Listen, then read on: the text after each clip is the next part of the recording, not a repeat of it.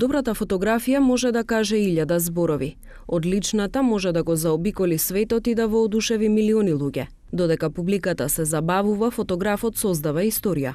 Едни од најдобро доловените моменти од концертите на најголемите рок легенди се фотографиите на Брајан Рашич, кои сосема доволно зборуваат за тоа зошто овие музичари се тоа што се. Роден е во Белград како Бранислав Рашич. Почнал да фотографира уште во тинеџерските години со руски 35 милиметарски Киев фотоапарат на неговиот татко.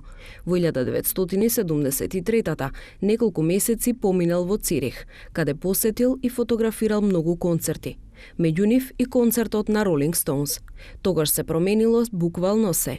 Кога се вратил во Белград, веќе не одел на концерт без фотоапарат. Од тогаш се фотографиите од Deep Purple, Тина Тарнер и многу други.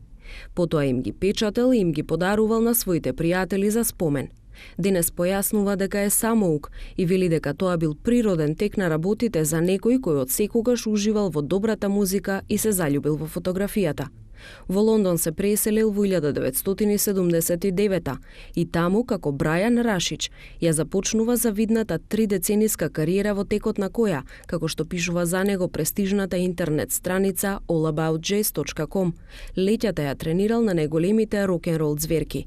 Првиот концерт на кој се појавува како акредитиран фотограф е оној на Лед Цепелин во Брисел во јуни 1980-та. Tokom mog odrastanja u Beogradu, što je bilo jako davno, postoje neka ta priča da kad su počeli da dolaze te neke grupe iz Engleske najviše, kao recimo Deep Purple, kako mi kažemo, Jethro Tull, Santana, ja sam nekako, bilo mi je normalno, ne znam ni zašto, ali ja bi uvek poneo neki ruski aparat koji je moj otac imao i pravio sam neke fotke koje su bile onako ok, čak neke i dan danas koristim.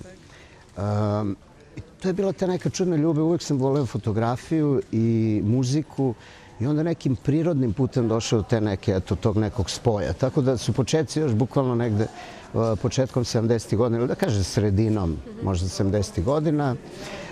I onda sam već krajem 70. godina bio u Londonu, pa sam bukvalno,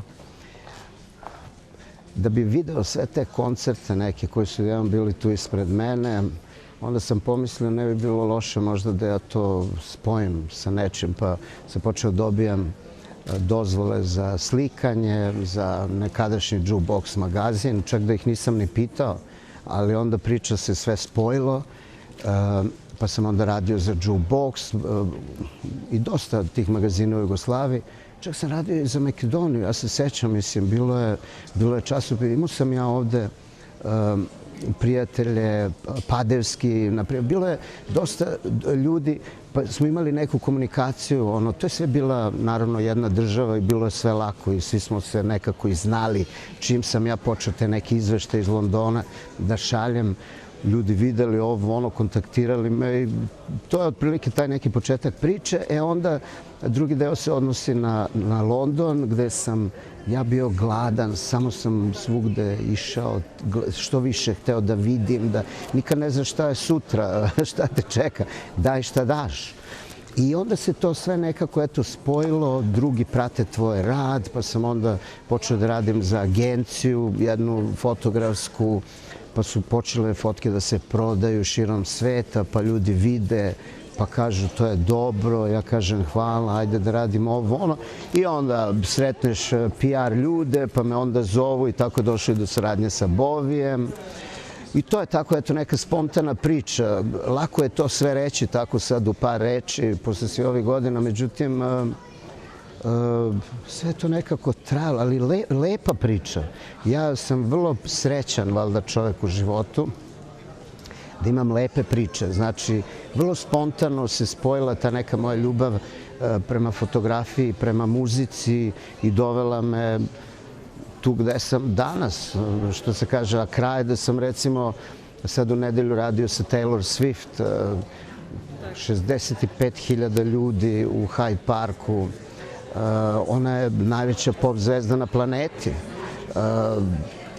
Tako da od tog nekog dečaka koji je unosio aparat u Beogradu 70. godina do Taylor Swift, to je jedna dugačka, ali lepa priča, zaista. Jedna lepa priča koja nije mogla da se planira, koja nije se znao ni početak ni kraj, ali se desila i ja sam ponosan u stvari na tu svoju. Tako, kad kažem ponosan, mislim na to zato što ovako sad pričam, inače ja to ne mislim. A nekad dobijem te neke emocije, baš zahvaljujući vama koji me pitaju. Денес е и официјален фотограф на Стоунси, кој бил со нив и на сцената на легендарната свирка во февруари 2006-та, кога Стоунси настапија пред 2 милиони обожаватели на плажата Копакабана во Рио де Жанеиро. Се чувствувате ли денеска како да сте создале историја? Се надевавте дека ќе стигнете до Гластонбери, до Хайд Парк? Ja mislim da te priče se ili dese ili ne dese. Meni su se desile. To je to. Jer ja ostvario sam mnogo želja, ali nikada ja to nisam mogao da sanjam da će to tako da bude, ne? Znači, kad sam došao i onda vrlo je interesantno kad odrastaš u to nekoj zemlji koje više nema. Nama je dosta to bilo daleko. Danas je internet, svi sve znaju. U to vreme kad sam ja odrastao, ništa nisam znao. Ja onda dođem tamo negde 80. godine na Reading festival. Mislim, misli Reading festival, to je 100.000 ljudi ili nešto. Znači, više to je veliki festival, to 35.000 ljudi. Kažu, vidi ovo malo, sve ti veliko. Pa čak i ti ljudi, te velike zvezde. Svi oni nekako su bili veliki. Onda sretneš ljude, vidiš da su oni ljudi od krvi i mesa i da nisu, ne znam, preterano veliki, nešto sve.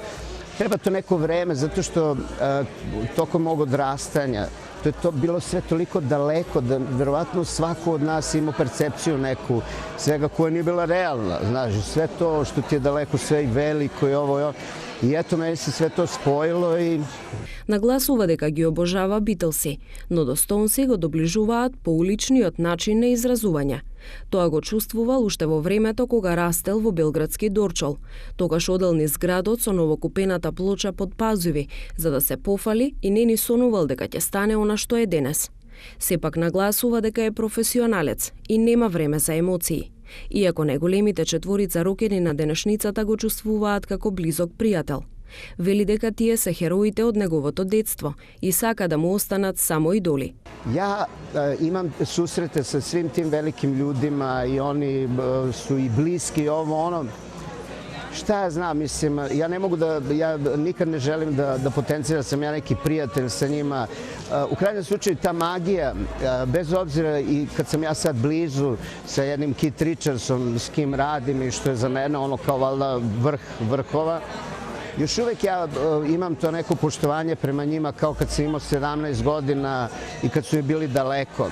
Mislim da je to vrlo bitno, jer tu sad mi nešto da se družimo i to je lepo, ne mislim da nije lepo, ali ja sam profesionalac.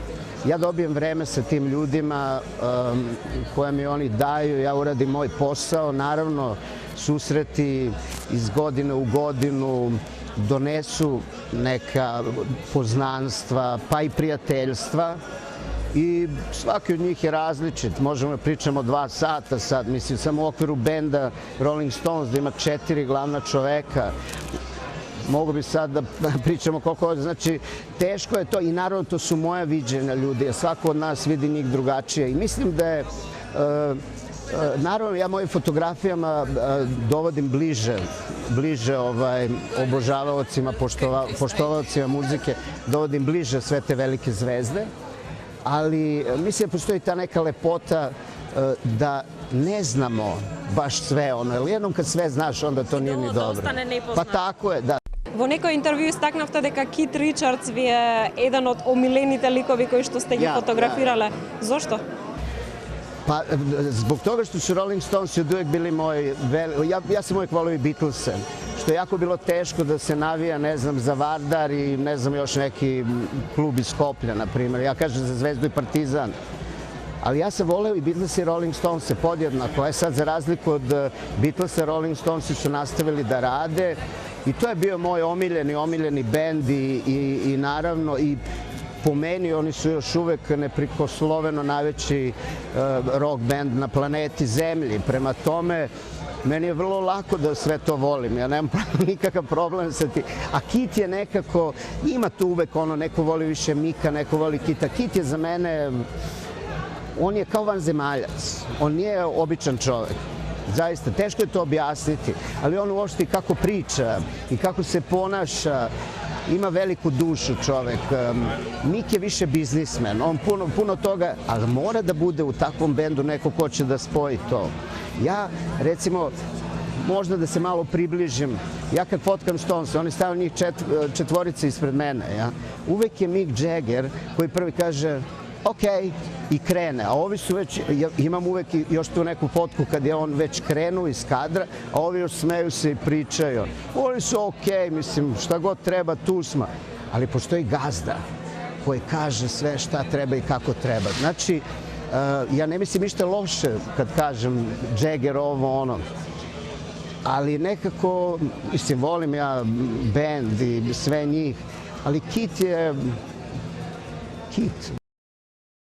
Што се однесува до Бови, вели дека да се работи со него е многу кул. Интересно е тоа што фотографијата на еден од албумите на Бови всушност е фотографија на која бил и Брајан Рашич. На фотошоп потоа бил избришан, но фотографијата останува да биде уште еден историски момент. Овде во Македонија Боуи не бил никогаш, Ролинг Стоунс не биле никогаш во Скопје. Што е она што сакате да и го покажете кога ги сликате тие големи рок звезди на сцената на публиката која што никогаш не ги видела во живо? Што е тоа што го ловите, што го барате? A to je isto nešto što ja ne mogu... Moj odgovor na to pitanje otprilike, kad bi ja znao odgovor, ja bi možda patentirao to pa bi prodao nekom i to. To je deo mene. Te stvari ne mogu da se planiraju. Ne želim da zvučim, ne znam kako, ali zaista ljudi kada pitaju kako si ovu fotografiju, ja ne znam. To je jednostavno, verovatno je spoj mnogo toga, uzbuđenja, treme. Nikad nisam, ja mislim da je moj motor koji me kreće da i dan danas kada radim, bez obzira na pre 35 godina iskustva, ja još uvek imam leptire u stomaku kad treba nešto da radim. Naravno, nije to kao nekad, ali to mi je kao neka pokretačka snaga, da nikad ne volim da budem previše siguran. Ne verujem u previše sigurno, jer onda stvari mogu da budu i da odu u nekom drugom pravcu. Dakle, mislim da još uvek imam u sebi, nosim taj neki tinejdžerski duh, poštovanje prema tome što radim. Nema veze što je Taylor Swift, možda mi bude unuka, a ne ćerka, mislim. Ali nekako ja sve to doživljavam da moram da budem obazriv, da uradim najbolje što mogu i onda se izgubim u svom tom poslu i budem ono što ja jesam. A to drugi kažu, ja ne znam kako je to i sve. To drugi kažu, ovo je dobra fotka, ja kažem hvala. Drugo objašnjenja nema, zaista. Се случува ли млад фотограф да побара совет од вас? Кој совет би му го дале?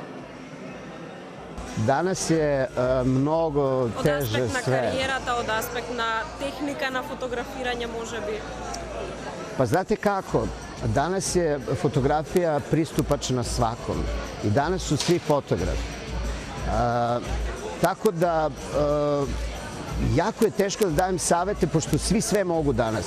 Mnogo me, ja mislim kad svi sve mogu možda nije toliko dobro, jer nekad je to što ja radim bilo daleko više poštovano. Nije važno da li slikamo zvezde ili slikamo devojku svoju, ali ta magija kad se stavio film u aparat i kad sam ja fotkao i ljudi čekali da vide to i onda kad vide kažu wow, to je bila i neka i lepota, neizvesnosti, tog iščekivanja. Danas se sve desi u sekundi. Danas ja fotkam, imam tehničara, on pusti fotke, obiđu ceo svet, u roku od 10 minuta sve gotovo. I naravno to tako mora i ja pratim sve to. I još uvek ja sam zadovoljan sa svim tim, ali to sad davati savete, možda iskreno ako razmislim, jer ja danas vidim mnogo mladih ljudi koji rade to zato što mogu, zato što hoće, zato što Ja mislim da se napomenuo u našem razgovoru tu neku moju ljubav prema muzici. Ja mislim da je to još uvek jedan od glavnih uslova, da se trudi onaj ko drži fotoaparat, da se trudi da radi ono što ga zaista interesuje i što voli. Bez obzira što je danas to vrlo teško. Danas je ošte teško biti fotograf, a kamoli još izabrati nešto. Ali mislim da je to ta moja strast prema muzici i prema fotografiji, ja mislim da me je dovela tu gde sam, ništa drugo. Денес Брајан Рашич жали што не работел со Џими Хендрикс, со Ленон, Брайан Джонс и што многу малку соработувал со Курт Кобейн. Сепак стигнал до најголемите ѕверки во светската музичка индустрија.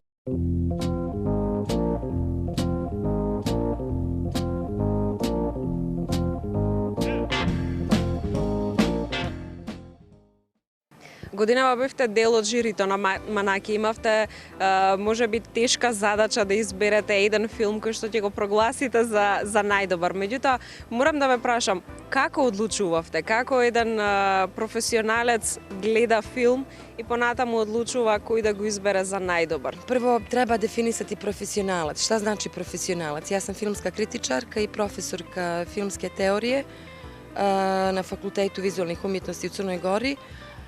Ne mogu da kažem da se osjećam kao profesionalni filmski kritičar iako idem na dosta festivala, jer za mene je profesionalac neko ko živi od svog posla. Filmski kritičari nisu dobro plaćeni, tako da ne mogu da žive od svog posla, nego rade mnogo drugih stvari. Tako da vam ovo dođe kao neki hobi. Kao hobi, a koji je vrlo ozbiljan, kome se ozbiljno predajete i posvećujete. Bila sam u više desetina žirija. Jako mi je drago što postoji ovaj segment jugoistočnoevropskog filma, zato što je ta filmska umjetnost zapostavljena inače u svijetu, a ona je vibrantna, dinamična. Znači, to je film ex-Jugoslavije, to je film susjednih zemalja, Rumunije, Bugarske, Grčke, Kipra i tako dalje. I to je film koji se muči, mislim, zbog budžetskih stvari, uglavnom zbog finansijskih problema, i film koji cvjeta samo zahvaljujući koprodukciji, a imate velike talente. Tako da nam odlučivanje nije bilo lako, jer je bilo dosta dobrih filmova. Mi smo gledali program od 8 filmova i pola, ne mogu procentualno tačno reći, ali pola filmskog programa je bilo posvećeno, da tako kažem, prošlosti. A ovo jeste dio Evrope koji je na raskrsnici između zapada i istoka, i zato mislim da je geografski, strateški i kulturno vrlo važan dio planete, svijeta, da tako kažem. Zbog nedavnih dešavanja znamo šta se sve desilo i zašto je zanemaren. Tako da je nekoliko filmova bilo okrenuto prošlosti, ispitivanju, preispitivanju, reexamination i reinterpretacija i rekonstrukcija prošlosti nedavne ili one malo dalje. A neki su se fokusirali na sadašnjost, ono što se sada dešava sa, naravno, repovima i problemima iz prošlosti. Jer mnogi će ljudi reći da ono što se desilo u Jugoslaviji i raspad Jugoslavije prije više od 25 godina je dug period. Dug period u životu jednog čovjeka možda, ali istorijski to je vrlo kratak period i mi još osjećamo posljedice toga. Tako da imate koprodukciju hrvatsko-srpsku Zvizdan film koji se bavi problemima upravo tog rata. Slovenački film The Woods Are Still Green, šuma je još uvijek zelena, kom smo dodijelili nagradu za najbolju fotografiju, kamera. I najbolji film je Sivas, Kana Murdacija iz Turske, film koji je zaista sjajan i tu žiri nije imao nikakvih problema. Moram reći da svako odlučivanje i svaki izbor filma jeste subjektivan izbor. Ja sam najčešće u žirijima kritike, sa kritičarima, i kritičari imaju manje više isti ukus. Kada ste sa filmskim autorima, režiserima, producentima, direktorima fotografije, DOPs, tu vidite da ukusi malo variraju. U svakom slučaju, ukus za film jeste jedan subjektivan ukus, jer ne postoji apsolutni objektivizam, objektivnost, kao što ne postoji ni apsolutna demokratija. Ali moram pohvaliti rad ovog žirija, nas troje, Miroslav Momčilović iz Srbije, režiser, filmski autor iz Srbije, i Diomedis Nikitas iz Kipra, multitasking čovjek koji radi kao predstavnik u Juri Mažu. Nas troje smo zaista mnogo dobro funkcionisali i ja mogu samo da nas preporučujem za ovaj festival da nas stalno zove svake godine. Ne moraju da traže drugi žiri. Mi smo trio Fantastiko. Она што некогаш беше југословенска кинематографија, сега е поделено македонска, српска, црногорска и сите останати држави. Како ни оди? Дали може би работите стојат подобро или полошо, или каква е ситуацијата во споредба на таа некогашна југословенска кинематографија? Nažalost, moramo sad tako da se zovemo makedonska, crnogorska, srpska i tako dalje kinematografija. Meni je žao zbog toga, jer vi ste mladi, ali jugoslovenska kinematografija je zauzimala zaista važno mjesto u svjetskoj kinematografiji. Da sad ne govorimo o istorijatu jugoslovenskog filma sa velikanima, sa sjajnim autorima. I to je sad, kako da vam kažem, neki od njih nisu više među živima, to su bili stariji autori, a neki su onako raštrkani, distribuirani svugdje. I mislim da sve kinematografije iz Jugoslavije zapravo čeka jedan težak rad, jedan mukotrpan rad. Talent postoji, ali nas čeka obnavljanje, restoration, revitalizacija institucija, posebno filmskih, jer čini mi se da u nekim državama, ja mogu govoriti za svoju crnogorsku, da nema baš velikog sluha za film, za filmsku umjetnost. Mnogo se više pažnje poklanja drugim umjetnostima i to je u redu, ali čini mi se da je film zapostavljen. I mislim, ako postoji neka budućnost, a to svi ponavljaju, neću vam reći ništa novo, jeste koprodukcija. Mislim da postoji jedno jezgro, jedna kulturna mapa u post-Jugoslaviji, da tako kažem, u post-jugoslovenskim zemljama, među ljudima koji se razumiju, koji se shvataju, koji komuniciraju dobro, koji sarađuju dobro i mislim da je to jedina budućnost. Geografski prostor koji je drugačiji, ali kulturna mapa i kognitivan prostor u glavama i komunikacija među tim ljudima je sjajna. Предавате филмска теорија. Кои се најдобрите совети кои што во моментов ви текнуваате, а се обидувате да им ги пренесете на вашите студенти? Ja sam predavala na svim filmskim institucijama u Crnoj Gori, Filmska akademija i na 2 privatna univerziteta, fakulteti umjetnosti. Na nekim su fakultetima studenti se uče samo teoriju umjetnosti, na drugim i rade, odnosno proizvode neko umjetničko djelo. Nema dobrog savjeta. Ja njima kažem da recept ne postoji. Ja im samo govorim da moraju da gledaju filmove i moraju da čitaju što više. To je jedini moj savjet. Jer ako ne znaju šta je već urađeno, ako ne znaju da je postojao francuski novi talas ili ruski formalizam, na primjer, ili da je postojao Cinema Verite za dokumentarni film i tako dalje, onda nemaju osnovu da naprave nešto svoje. Ja im kažem budite svoji, ali gledajte što više dobrih filmova. Ne filmova koji su junk food, ono što ja zovem junk food u filmu. Komercijalni film u Hollywoodu, ne. Ја споменавте субјективноста, меѓутоа морам да прашам што е она што ве привлекува кај еден филм? Што треба да има еден филм за да го оцените како навистина добар од аспект на филмски критичар? Барате можеби добро сценарио, добра приказна, добри актери, добра фотографија. Што ви е пресудно?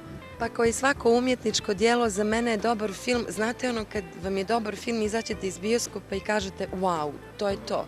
A vi zapravo ne primjećujete, znači svi elementi, i scenario, i kamera, i režija, i montaža, i glumci, i kostimografija, sve mora da funkcioniše. Ovo sad nije tipično filmsko-kritičarski, ali to je film gdje vi ne primjećujete neki veliki trud, da se zaista nego vidite da je to umjetnost, da je to umjetničko djelo.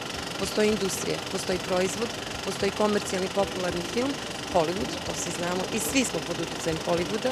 To neko može da potroši vrijeme na to. Ja ću taj film zaboraviti brzo. Pogledat ću sadašnji Hollywood, ne govorim o zlatnom dobu Hollywooda. Ali to vam je kao razlika između, nadam se da me gledaoci neće pogrešno shvatiti, između Paola Coelha i Dostojevskog, tako isto na filmu. Vidite nešto što je brz, instant proizvod, što će vas zadovoljiti samo vaše instantne potrebe i nešto što je univerzalno, što će da traje. Nemam bolji recept za dobar film i za moj osjećaj. Imam naravno svog omiljenog režisera, to mogu reći, to je Jean-Luc Godard, Francuz i ja sam Godarovka, eto. Mislim, Имате студирано јазици и секако филм. Како се поврзуваат овие две нешта? Колку ви помага тоа што сте студирале јазици, добро владеете со зборови, за понатаму да се изразите кога пишувате филмска критика? Ja sam studirala engleski i španski na francuskom jer sam studirala u Briselu. Италијански и шпански. Stvarno, bravo, čestitam, koleginica. Ovo možete isto koleginica, odlično. Ja mislim da to nije samo moje subjektivno mišljenje ako kažem da to pomaže, zato što ako se prisjetimo opet filmske istorije, film je najmlađa umjetnost. Film postoji nešto više od 100 godina, a sve ostale umjetnosti postoje mnogo duže. I film je i estetski i tehnološki multimediji. Znači, po meni treba da postoji jedan multidisciplinarni pristup za filmsku analizu svakako, tako da mislim da lingvističko znanje ili poznavanje i drugih umjetnosti može samo da pomogne. Ako se prisjetimo ruski formalisti, pominjem njih zato što su 20. godina prošlog vijeka utemeljili jednu značajnu teoriju, prvo književnu, pozorišnu pa filmsku. Znači, prvo filmski radnici su bili pozorišni radnici, ljudi iz književnosti, znači iz drugih umjetnosti. Tek su se onda školovali kao filmski autori. Tako i filmski kritičari, odnosno filmski teoretičari su bili iz drugih oblasti. Iz lingvistike, iz književne kritike, likovne kritike, pozorišne kritike, da ne pominjem sad imena, pa su tek onda postajali filmski kritičari. Настрана Годар, кои се оние клучни филмови и автори кои што секој млад и надежен филмаџија или филмски критичар едноставно мора да ги погледне? Може ли да се издвои воопшто? Teško, to je stvarno teško, to je sad ono filmski spisak, lista filmova. Ja sam to uradila za Sight and Sound, britanski magazin, 10 mojih omiljenih filmova, pa ću eto onako po sjećanju prije par godina. Svakome bih preporučila svakako da pogleda cijeli francuski Novi talas, znači i Godara, i Truffaut, i Claude Chabrol, i italijanski neorealizam, naravno. Ja volim Fellinija i Viscontija i Vittoria De Sica, to su oni stari filmovi. Kubricka iz Amerike, zašto da ne i neke nezavisne američke autore. Gus Van Sant, jedan od njih koji mi se sviđa. Tarkovski je značajan. Postoji mnogo dobrih filmova i dobrih autora, a ne mora i svaki dobar autor da ima stalno dobar film. Za mene je to jedini Godard uspio do sad. Još mi nijedan njegov film nije razočarao.